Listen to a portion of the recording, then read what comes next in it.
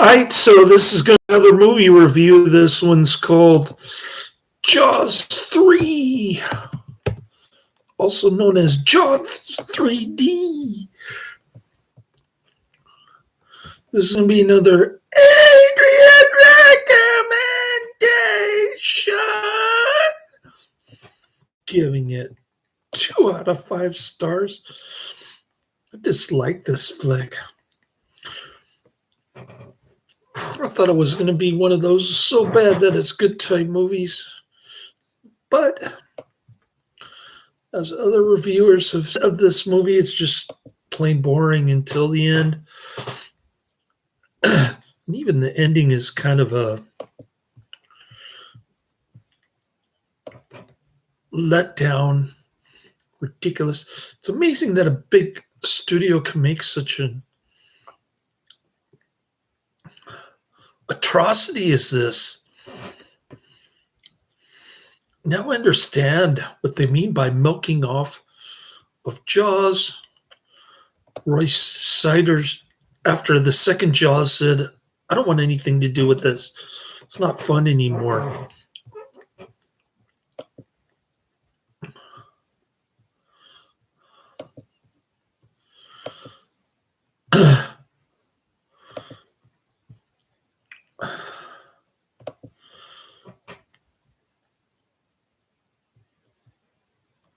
So I don't know if Adrian has this. I guess Adrian has this on DVD. I'm not sure. But yeah. I sat through it. I tortured myself.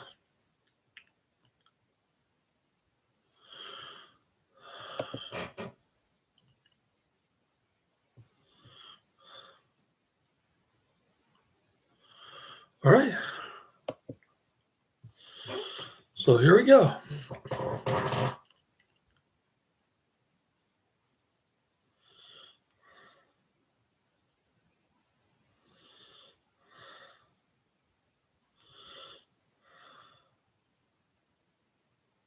Jaws 3D, titled Jaws 3, in its 2D form, is a 1983 U.S. horror film directed by Joe Alves, starring Dennis Quaid, Bess Armstrong, Simon MacCorkindale, and Louis Gossett Jr.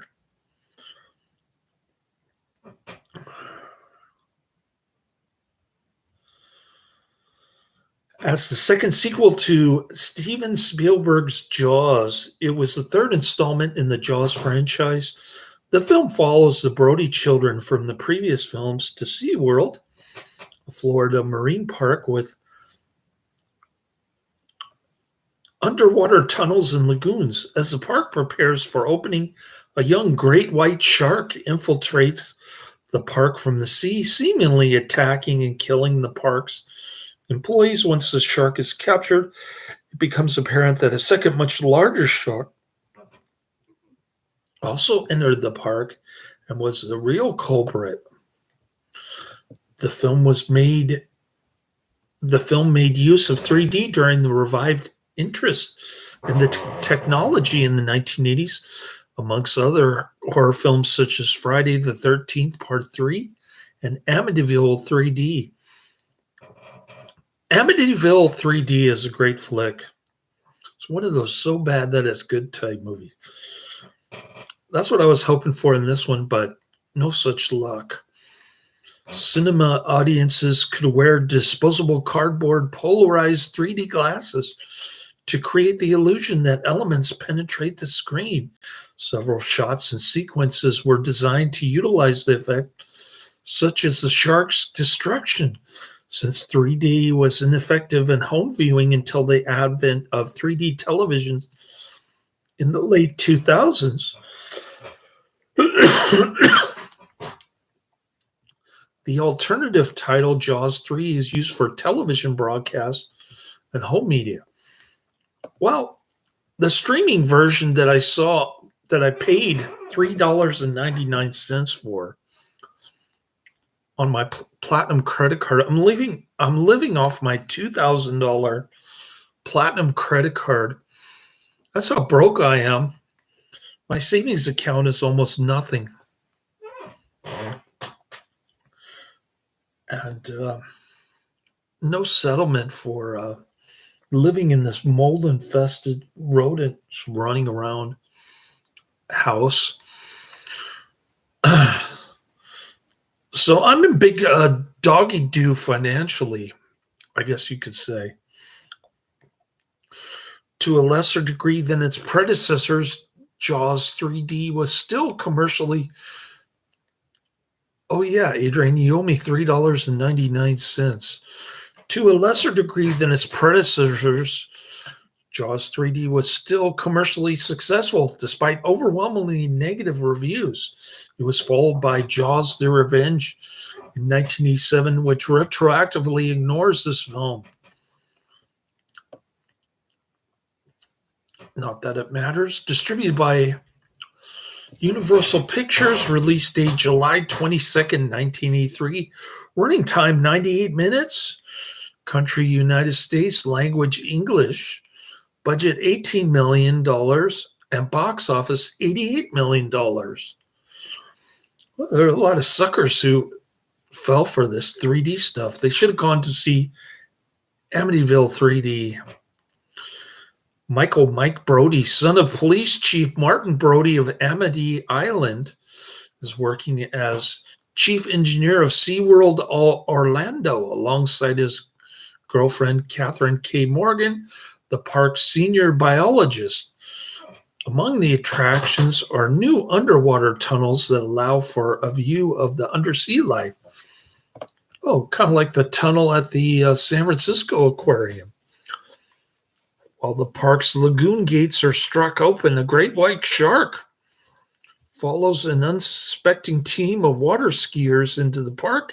Kay and her assistants notice that the resident dolphins, especially two individuals, Cindy and Sandy, are afraid of leaving their pen and going out into the lagoon. Later, Calvin Bouchard, the park manager, welcomes his friend, adventurer, and hunter Philip Fitzroyce, and Mike's younger brother, Sean, arrives for a visit, having taken the summer off from college.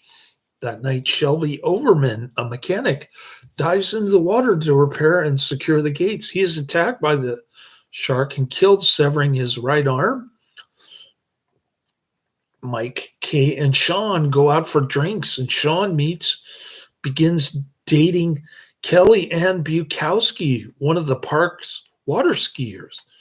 Meanwhile, two criminals sneak into the park and go underwater to steal coral they intend to sell, but both are killed by the shark in the process.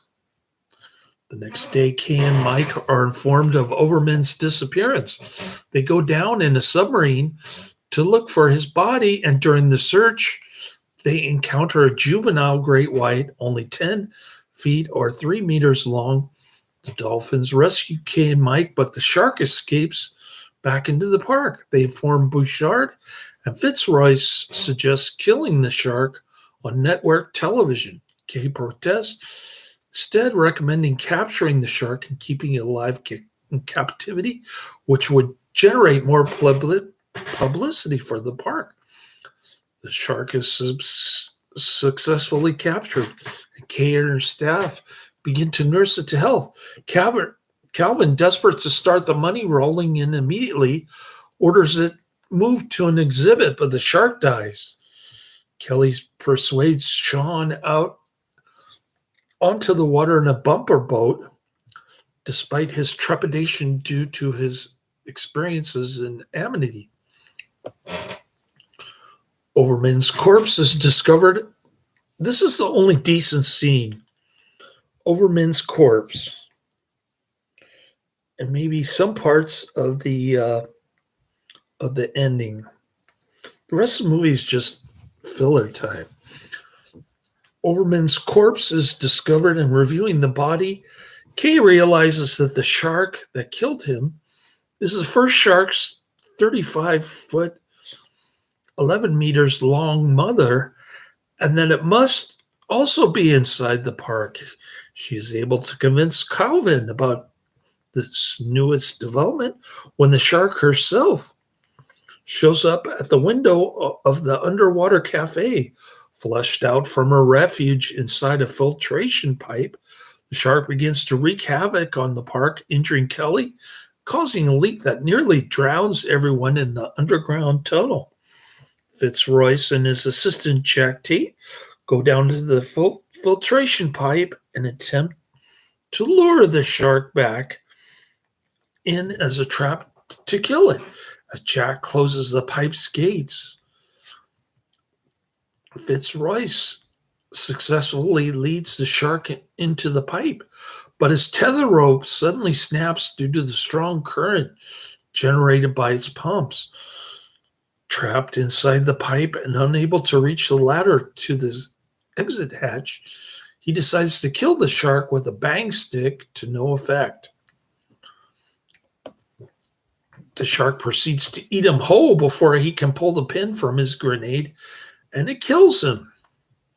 Hearing that the shark has been lured into the pipe, Mike and Kay go down to repair the underground tunnel so the technicians can restore air pressure and drain the water. Calvin orders the pumps to be shut down to suffocate the shark, but this act instead allows it to break free from the pipe and attack Mike and Kay, but they are again saved by the dolphins. They make their way back to the control room, and the civilians in the underwater tunnel are safely evacuated. The shark suddenly appears in front of the window and smashes through the glass, flooding the control room and killing a technician. Now, people make fun of the 3D effects in this movie, but the shattering of the glass wasn't that bad. People say it's like Birdemic kind of special effects. I wish that was the case on every single one of them. It would have made the movie easier to watch. When the shark's mouth is open, Mike notices Fitzroy's corpse, which has drifted there from inside its belly, still holding the grenade. Mike uses a bent pole to pull its pin, triggering the grenade's explosion and killing the shark while he and Kay take cover. Yeah, so you pull the pin, and 5 minutes later, the shark explodes. David Brown and Richard Zanuck, the producers of the first two films, originally pitched the second Jaws sequel as a spoof named Jaws 3 People 0. That would have been a better movie. In 1979, Variety reported that the film would be produced by Marty Simmons, fresh off the success of National Lampoon's Animal House, with Zanuck and Brown serving as executive producers. Simmons outlined a story and commissioned National Lampoon writers John Hughes and Todd Carroll for a script. Joe Dante was briefly pursued as a director. The projected was also to star Bo Derek and Richard Dreyfuss. The project was shut down as Steven Spielberg, who directed the first film, managed to convince Universal to not make the film by threatening to never work with the studio again. However, industry magazines also reported that the project failed because Zanuck and Brown wanted to produce a PG-rated film, while Universal wished to include material which would have destined the film to be rated R. According to Simmons, Zanuck and Brown preferred the original script, while Simmons also had other creative differences with Universal. That would have been a nice movie to see. Jaws 3 People 0, rated R, with Bo Derek, Richard Dreyfuss, and Joe Dante. David Brown later said that the studio attitude was that a spoof would have been a mistake and that it would be like fouling in your own nest, although he himself felt that the project would have been successful. Maybe we would have had a Jaws 5 if they had pursued a spoof movie. Alan Landsberg bought the rights to produce the film. He attempted to involve experimental filmmaker Murray Lerner in Jaws 3, telling him that people at the Marineland theme park in Florida had seen his 1978 3D film Sea Dream. Lerner said that his heart sank when he was sent the first script of Jaws 3D, saying, "I can't really get involved in this," as the production already had an art director, Lerner, who didn't like the script, declined to be involved in the film. The film was directed by Joe Alves, who was production designer for the first two films and was the second unit director for Jaws 2. It had been suggested that Alves co-direct the first sequel with Verna Fields. When first director John D. Hancock left the project, it was filmed at SeaWorld on Orlando, a marine zoological park, and Navarre, Florida, a community in the Florida Panhandle near Pensacola.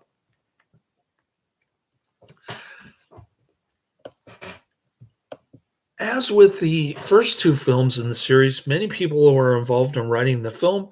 Richard Matheson, who had written the script for Steven Spielberg's 1971 television film Duel, says that he wrote a very interesting outline, although the story is credited to some other writer. Universal forced Matheson to include Brody's two sons, which the writer thought was dumb. They also wanted it to be the same shark that was electrocuted in Jaws 2. Matheson was also requested to write a role specifically for Mickey Rooney, saying when Mickey Rooney turned out not to be available, the whole part was pointless. The writer was unhappy with the finished film. He says, "I'm a good storyteller and I write a good outline and a good script. And if they had done it right, and if they had been directed by somebody who knew how to direct, I think it would have been an excellent movie." Jaws 3D was one thing Joe Alves ever directed. The man is a very skilled production designer, but a director, no. And the so-called 3D just made the film look murky. It had no effect whatsoever. It was a waste of time. Gordon Trueblood is credited for the story. A reviewer for the website Sci-Film says the screenplay was based upon Trueblood's story about a white shark swimming upstream and becoming trapped in the lake. Carl Gottlieb, who had also revised the screenplays for the first two Jaws films, was credited for the script alongside Richard Matheson. Matheson has reported in interviews that the screenplay was revised by script doctors. Al said in an interview in June 2020 that approximately 20 minutes of footage were cut from the final film due to Landsberg's insistence. The character of Calvin Bouchard, played by Louis Gossett Jr., was originally intended to be the shark's final victim, though the producers enjoyed his performance so much, the script was rewritten for him to survive. The film did not use any actors from the first two Jaws films. Roy Scheider, who played Police Chief Martin Brody in the first two films, laughed at the thought of Jaws 3, saying that Mephistopheles couldn't talk me into doing it. They knew better than to even ask. He agreed to do the film Blue Thunder to ensure his unavailability for Jaws 3D. Dennis Quaid stated in a 2015 interview that of all his films, he made the most aggressive use of cocaine during the filming of Jaws 3D, and he was high on the drug in every frame in which he appears. Here's an example of the film's use of 3D, the shark's jaws coming towards the viewer after its destruction. So the 3D effect at the end is just the shark explodes into a billion pieces. but somehow his jaws remain intact. They're split in half and they're just kind of floating in the water in front of your face. And that's supposed to be a cool 3D effect. There was a revival in popularity of 3D at this time, with many films using the technique. Jaws' second sequel integrated the technology into its title, as did Amityville 3D, a great flick. Friday the 13th Part 3, which I have not seen, but it's on my list, could also make dual use of the number 3. The gimmick was also advertised in the tagline, "The third dimension is terror." As it was Joe Owl's first film as director, he thought the 3D would give him an edge. Cinema audiences could wear disposable polarized glasses to view the film, creating the illusion that elements from the film were penetrating the screen to come towards the viewers. The opening sequence makes obvious use of the technique, with the titles flying to the forefront of the screen, leaving a trail. There are more subtle instances in the film where props are meant to leave the screen. The more obvious examples are in the climactic sequence of the shark attacking the control room and its subsequent destruction. The glass as the shark smashes into the room uses 3D, as does a shot where the shark explodes, with fragmented parts of it apparently bursting through the scenes, ending with its jaws. There were many difficulties in making the blue screen compositing work in 3D, and a lot of material had to be reshot. Jaws 3D had 2 3D consultants. The production started with Chris Condon, president of Stereovision, and Stan Loft was later added to the team for Vision 3D. Production began using the Stereovision, but this was dropped after a week of the Vision system, which Alves believed was a superior system because it has a wider variety of lenses. According to Alves, inferior systems led to ghosting and blurring, leaving audiences with headaches. He says the left and right images in Jaws 3D are very well matched, and the photography is very clean. It's restful to the eye, and though we do have the occasional effects where things do emerge toward the audience from the plane of projection, you come out of the film without a headache. Historian R.M. Hayes says the film was shot using both the Vision and Stereovision single strip over and under units. The cameras were used in conjunction, a means of shooting 3D movies in normal color with a single camera and single strip of film. The Vision 3D technique uses a special twin lens adapter fitted to the film camera, and it divides the 35 millimeter film frame in half along the middle, capturing the left eye image in the upper half of the frame and the right eye image in the lower half, a technique known as over-under. This allows filming to proceed as for any standard 2D film, with the considerable additional expense of having to double up on cameras and film stock for every shot. When the resultant film is projected through a normal projector, albeit one requiring a special lens that combines the upper and lower images, a true polarized 3D image is produced. This system allows 3D films to be shown in almost any cinema, since it does not require 2 projectors running simultaneously through the presentation, something most cinemas are not equipped to handle. What is required of the theater is both the special projection lens and a reflective silver screen to enable the polarized images to reflect back to the viewer with the appropriate filter on each eye, blocking out the wrong image, thus leaving the viewer to see the film from 2 angles as the eyes naturally see the world. According to the company that built the underwater cam housings for Jaws 3D, The underwater sequences were shot using an RE-FLX 35-3 camera with RE Vision 18 millimeter over under 3D lens. This kind of 3D effect does not work on television without special electronic hardware at the viewer's end. And so, with two exceptions, the home video and broadcast TV versions of JAWS 3D were created using just the left eye image, and with the title changed to JAWS 3 or JAWS Roman numeral 3, which is what I'm calling it since I did watch the 2D version, and I think the rolling credits had the JAWS Roman numeral 3 because the left eye image only takes up half the 35 millimeter film frame.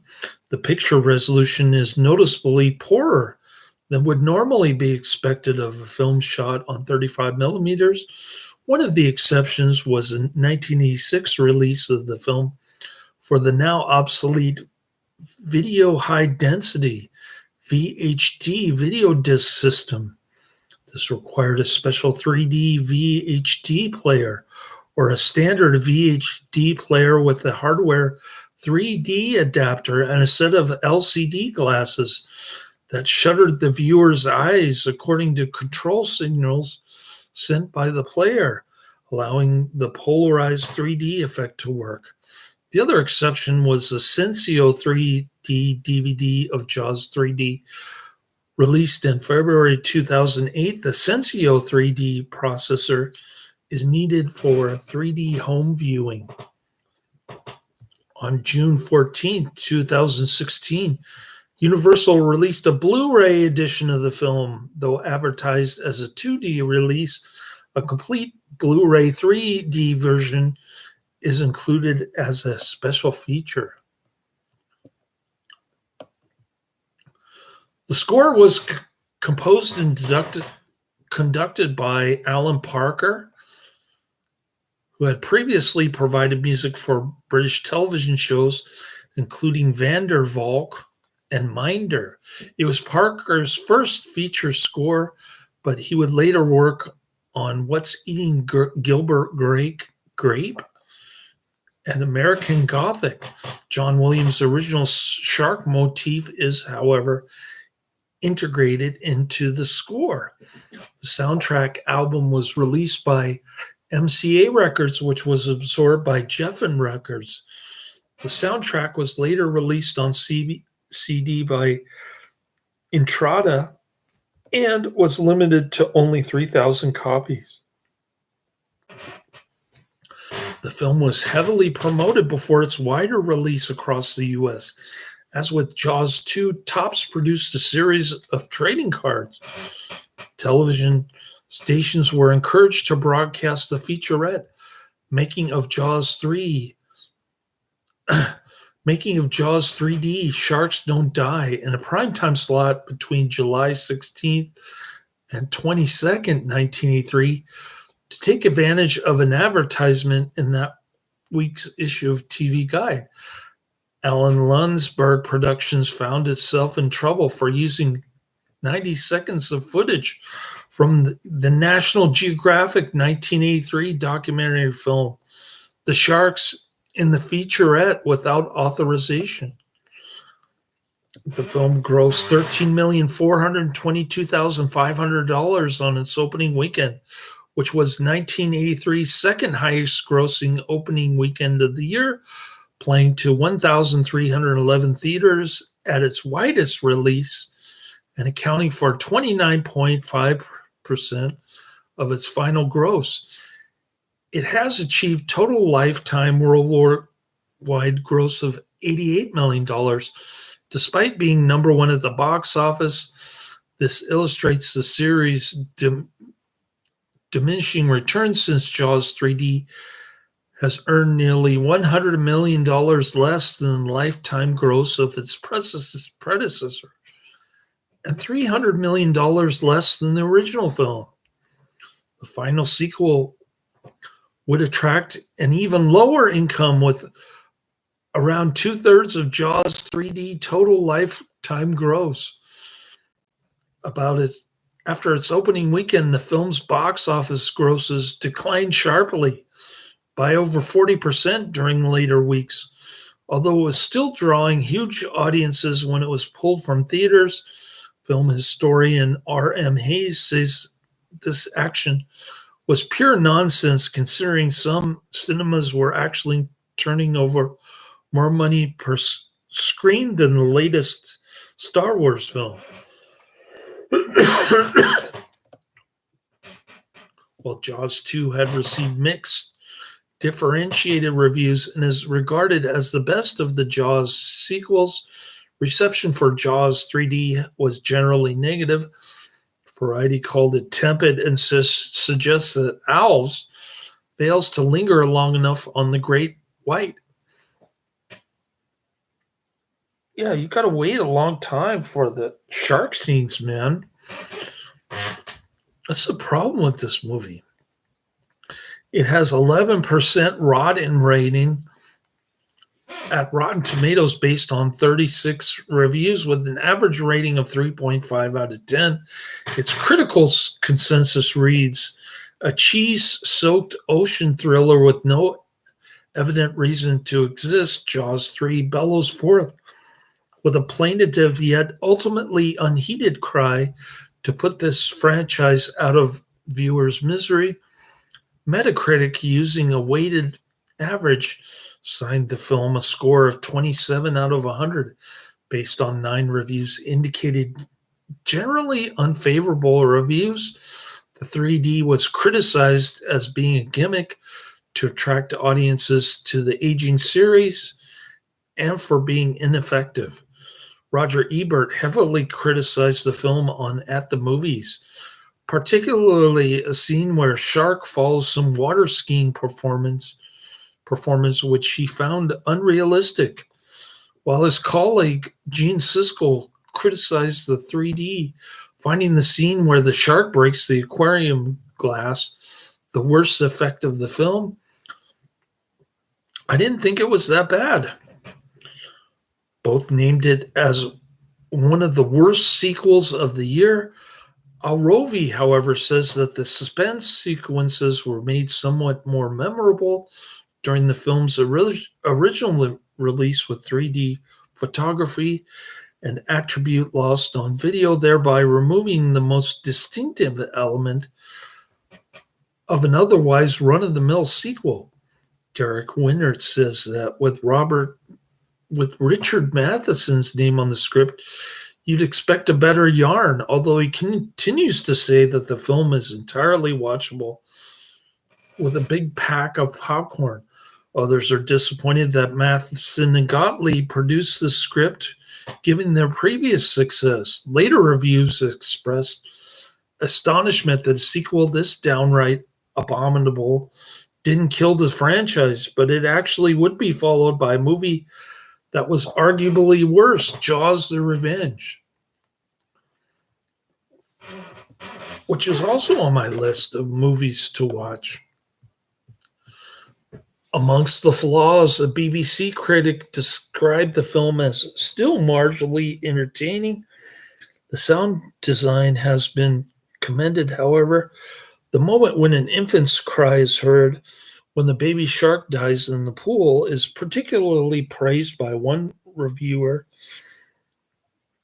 Gossett said he was the only cast member to survive the generally negative reviews.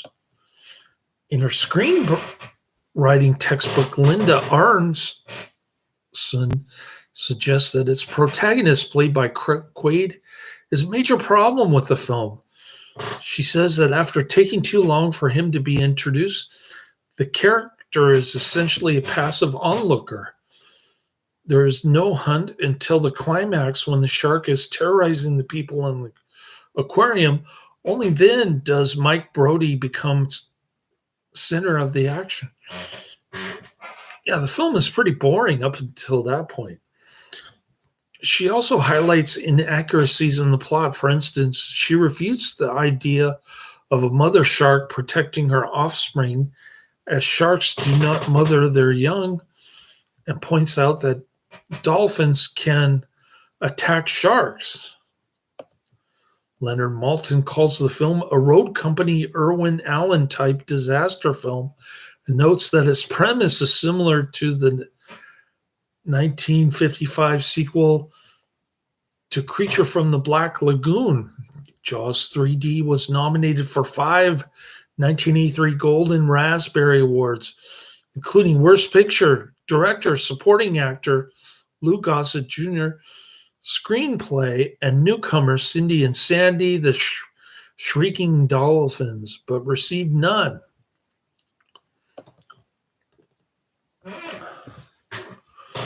All right. 4th Golden Raspberry Awards. Nominated for Worst Picture, Universal Pictures. Nominated for Worst Supporting Actor, Louis Gossett Jr.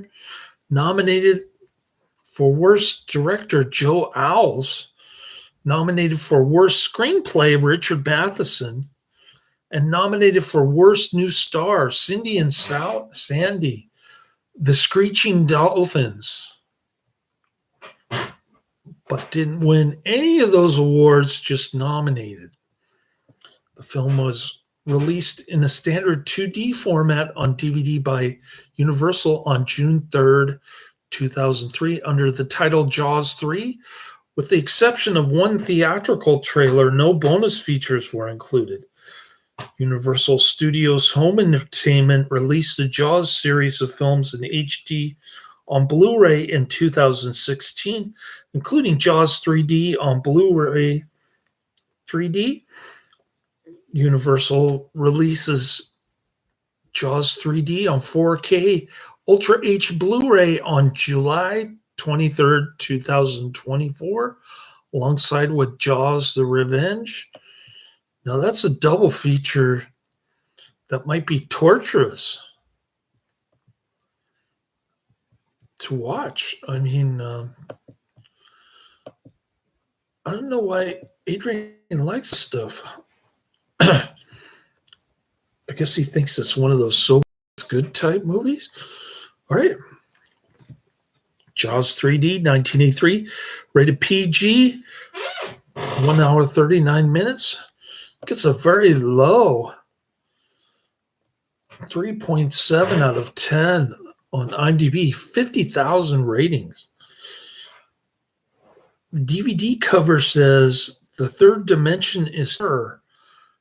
All new Jaws 3D. In terms of popularity, it's down there at 4,927. It's down 633. A giant 35-foot shark becomes trapped in a SeaWorld theme park. It's up to the Sons of Police, Chief Brody. Everyone. Got 5 nominations for Raspberry Award.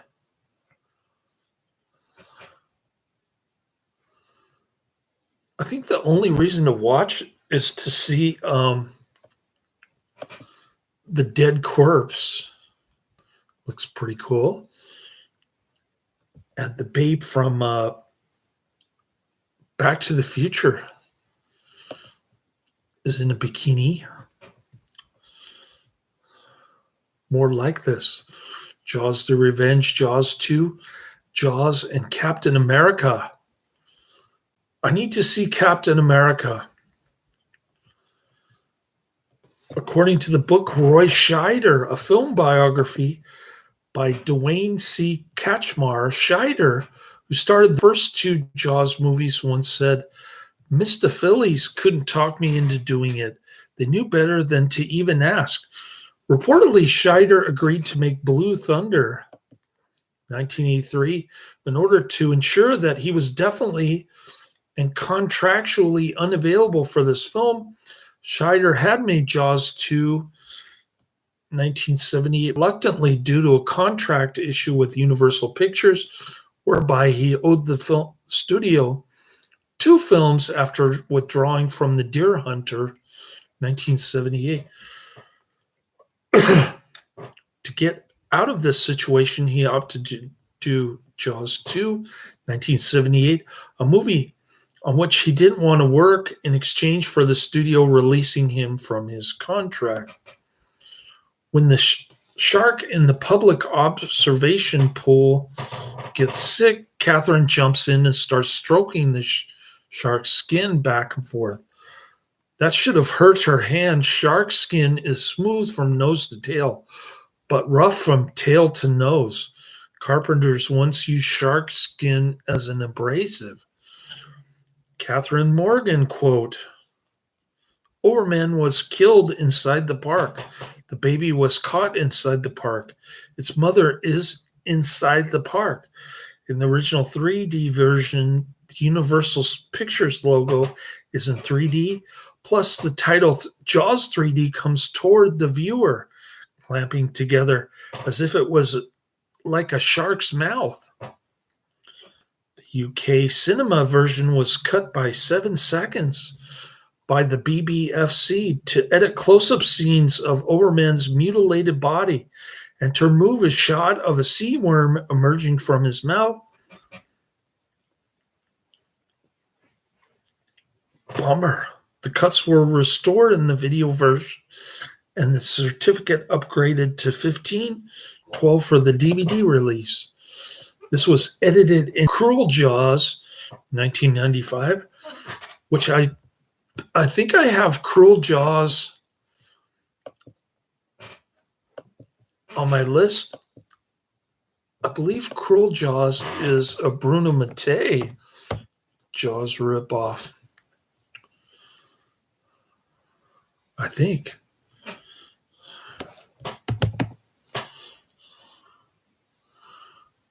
Cruel. Well, maybe I don't have it on my list. Never mind.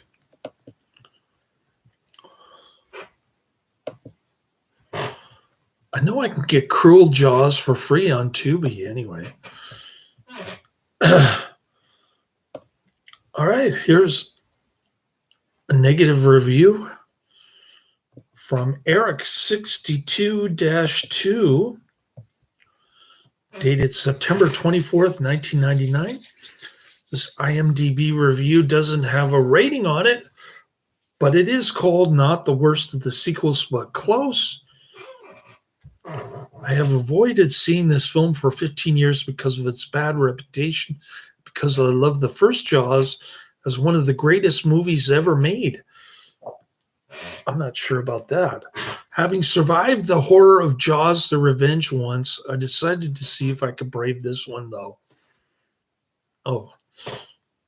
So Eric62-2 decided to torture himself just like I just did. But the only thing that surprised me was that the premise wasn't quite as dumb as Jaws the Revenge is. And while there is a reference to the events of Jaws 2, at least they don't insult our intelligence with the shark pursuing one family, etc., of any Brody curse.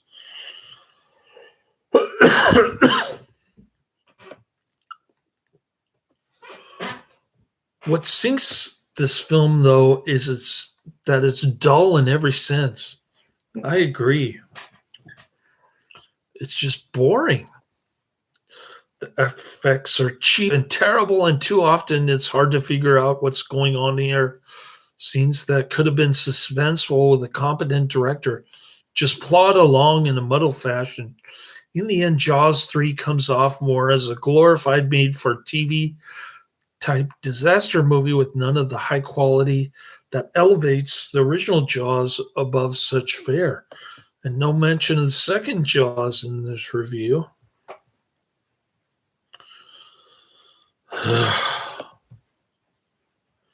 We don't even know if Eric62-2 saw the second film. We just know that he saw the first one, the third one, and the fourth one. But he skips. Oh, he does reference events of Jaws 2. I stand corrected. So he has seen all four. I've only seen the first three, thank God. And the fourth one is supposed to be the worst of the four. Speaking of which, going down my list, I have Regular Fellers, 1941, End of Days, 1999, and Jaws the Revenge, 1987. Those are my next three. I've got somebody who keeps posting duplicate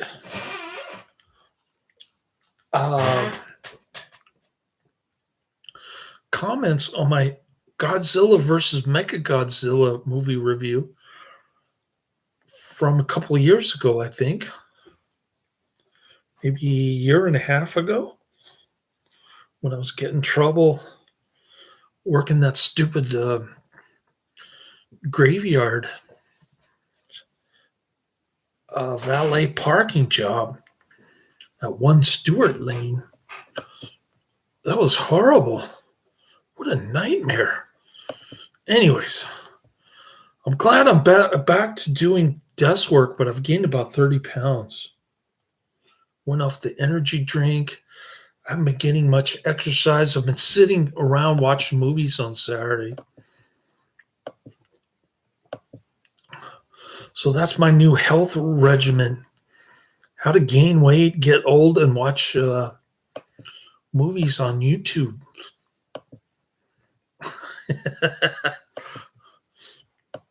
Anyways, so this guy was posting comments. He wants me to do a review. Or no, he wants me to do an interview and answer all his movie-related questions. I think he has 7 of them. So I'll work on that this weekend. I'll write down the answers to all of his questions, and I'll read them off to you. Then he's going to upload the interview to his channel. And he's asking me if I want to dress up or be casual or go shirtless. Why would I go shirtless? Anyway. Yeah. So I'll try to do that first thing Saturday morning, although I've got to go to the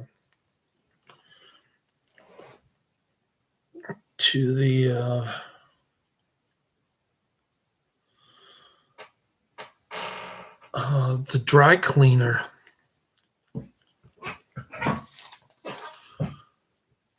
on Saturday morning when they open at 8:30. Then I've got to get sandwiches at Safeway when the deli opens at 7.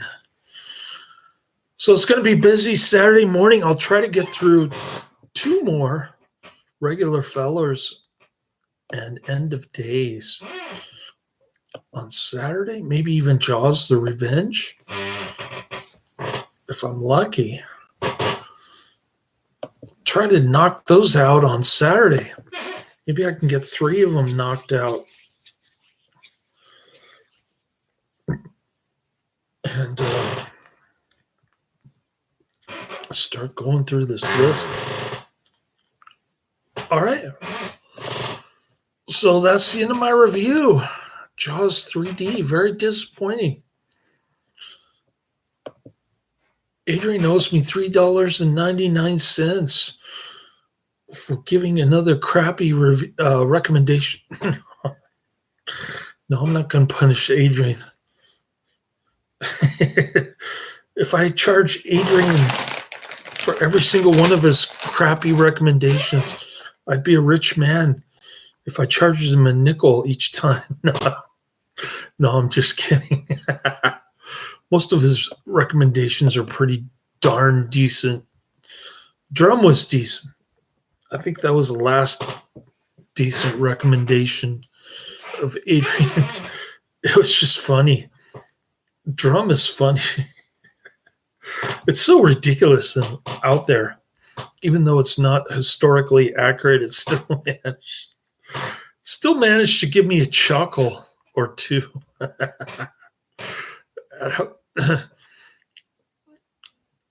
Warren Oates was definitely the sleaziest character in that movie later.